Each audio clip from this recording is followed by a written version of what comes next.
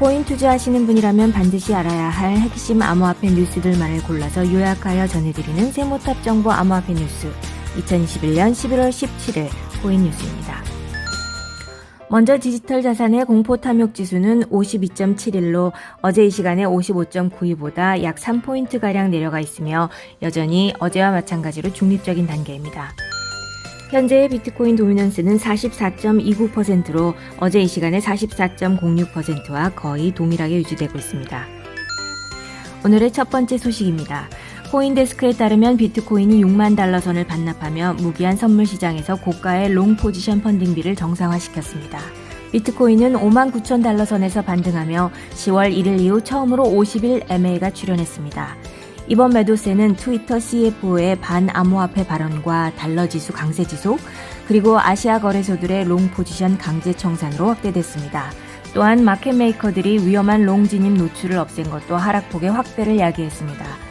주요 거래소들의 평균 펀딩비는 이달 초 0.0589%로 지난 6개월 최고치를 기록한 바 있는데 앞서 시장에 과도한 레버리지가 활용되며 안일한 심리가 형성됐으며 현재 펀딩비는 0.01% 수준으로 조정됐다는 분석입니다. 유투데이에 따르면 2018년 암호화폐 약세장을 예견한 미국의 베테랑 암호화폐 트레이더 피터 브렌트가 오늘 새벽 트위터를 통해서 BTC가 5만 3천 달러, 이더가 4,030달러까지 하락하면 매수에 관심을 보일 것이라고 말했습니다. 한편 그는 또 다른 트윗에서 나는 성숙한 매너와 사상을 가진 청중과 소통할 시간이 필요하다며 당분간 암호화폐에 대한 트윗을 멈추고 상품이나 주식 등 전통금융에 집중할 것이라고 말했습니다.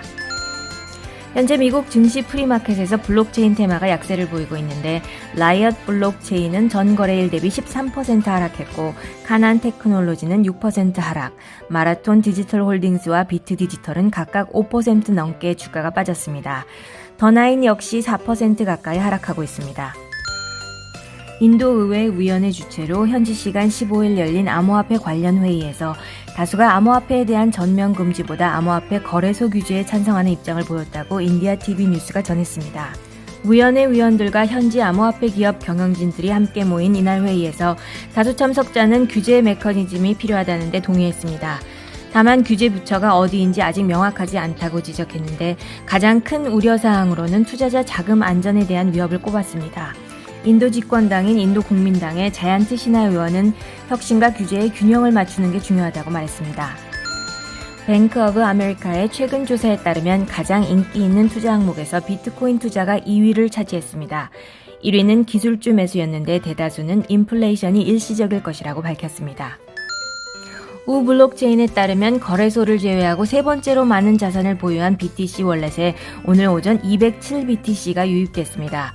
평균 매입가는 62,053달러인데 해당 월렛으로 11월 들어 총 635BTC가 유입됐습니다.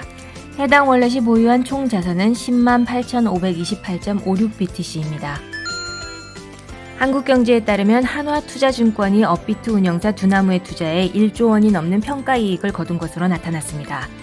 지난 2월 지분 6.14%를 매입한 지 9개월 만에 1,800%의 수익을 올린 것인데 9개월 사이 두나무의 기업 가치는 20배 가까이 높아졌습니다. 16일 장외가 기준으로 두나무 시가총액은 18조 879억 원이며 한화투자증권의 두나무 지분 가치도 1조 1,105억 원으로 불어났습니다. 트위터 비트코인 계정이 템루트 전후 비트코인 상황을 비교하는 이미지를 업로드했습니다. 이미지는 템루트 업그레이드 전은 투명 화장실이고 업그레이드 후는 가림막이 있는 화장실로 비교하고 있는데요. 템루트 업그레이드는 비트코인 트랜잭션의 익명성 및 보안 강화 등 내용을 포함하고 있습니다. 중국 경제정책을 총괄하는 국가발전개혁위원회가 16일 기자간담회에서 가상화폐는 하나의 특수한 가상의 상품이다. 당국에 의해 발행되지 않으며 법정화폐와 환전되지 않는다. 법적 강제성도 띠지 않으며 실제 의미로의 화폐가 아니며 이에 따라 시장에서 유통 및 사용돼서는 안 된다고 지적했습니다. 앞서 발개위는 가상화폐 채굴 행위 적발 시 징벌적 전기료를 추가 징수하는 방안을 검토 중이라고 밝혔습니다. 암호화폐 마켓 분석 업체 센티멘트가 BTC가 지난 24시간 7% 하락하면서 저가 매수를 노리던 트레이더들을 만족시키고 있다고 분석했습니다. 그러면서 센티멘트는 전형적으로 반등 추세 전환을 위해서는 약간의 두려움이 필요하다고 설명했습니다. 앞서 BTC는 6만 600달러까지 하락하며 9일 저가를 기록했습니다. 연합뉴스에 따르면 국회 정무위원회는 16일 국회에서 가상자산 법안 관련 공청회를 열고 가상자산 시장에 건전한 질서를 만들고 이용자 피해를 예방하는 방안을 논의했습니다.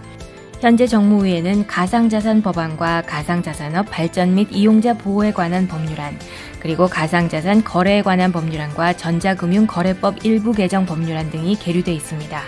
공청회에 참석한 김감래 자본시장연구원 센터장은 가상자산 거래로 발생하는 수익에 대한 과세 유예가 뜨거운 점도 가상자산 거래자 보호를 위한 관련법 제정의 필요성을 높인다며 정부가 특정 소득을 과세해서 국가 재원으로 쓰려면 해당 소득을 발생시키는 거래의 안전성을 보장하고 납세자의 재산권을 보호하는 것이 전제돼야 한다고 주장했습니다.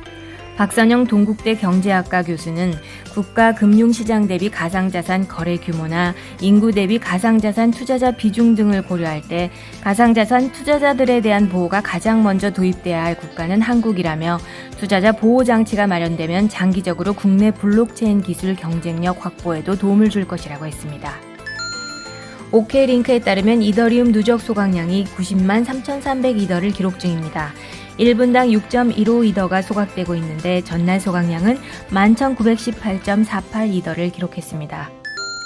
암호화폐 전문 미디어 유투데이에 따르면 리플이 공식 채널을 통해서 미국 내 암호화폐 규제에 대한 비전을 제시했습니다. 리플 측은 민간 부문과 공공기관의 명확한 협력과 소통을 기반으로 규제 프레임워크를 마련해야 한다고 강조했습니다. 또 리플은 미국 전통시장에 적용되는 기존 규제가 암호화폐 업계에도 적용될 수 있다고 믿고 있다. 다만 새로운 기술에 적합한 규제를 마련하기 위해서는 기존 규정에 대한 조정이 불가피하다고 설명했습니다. 암호화폐 데이터 분석 업체 인투더블록이 공식 트위터를 통해서 이더리움 무기한 선물 미결제 약정이 11월 1일 이후 처음으로 100억 달러 아래로 떨어졌다고 진단했습니다. 이어서 인투더블록은 FTX, 바이낸스, 바이비트 등 주요 암호화폐 선물 거래소 내 이더리움 무기한 선물 펀딩 비율은 마이너스 혹은 중립을 나타내며 10월 초 이후 가장 낮은 수치를 기록 중이라고 분석했습니다. 코인마켓캡 기준 이더는 현재 6.70% 내린 4,305.42달러에 거래되고 있습니다. 바이낸스가 클레이튼 네트워크 업그레이드를 지원한다고 공지했습니다. 클레이튼의 입출금은 오후 1시부터 중단되며 네트워크 안정성이 확인된 이후 클레이튼 입출금이 재개될 예정입니다. 마지막으로 주요 알트코인의 11월과 12월 일정을 간단히 살펴보겠습니다. 오늘 11월 17일 오후 11시에는 SEC 게리 겐슬러 위원장 연설이 있으며 11월 19일에는 보바 에어드랍이 지급됩니다. 11월 27일은 스택스 알렉스 메인넷, 12월 2일은 퀀텀 반감기, 12월 6일은 CME 마이크로 이더 선물 출시, 그리고 12월 8일은 이더리움의 업그레이드가 있으며 12월 15일에는 스텔라 루멘의 2차 아쿠아 토큰 에어드랍이 있습니다. 코인 투자하시는 분이라면 반드시 알아야 할 핵심 암호화폐 뉴스들만을 골라서 요약하여 전해드리는 세모탑 정보 암호화폐 뉴스는 매일 오전 9시에 업데이트됩니다. 지속적인 뉴스 시청을 원하시는 분은 구독을 누르시면 편리하게 매일 뉴스를 받아보실 수 있습니다. 감사합니다.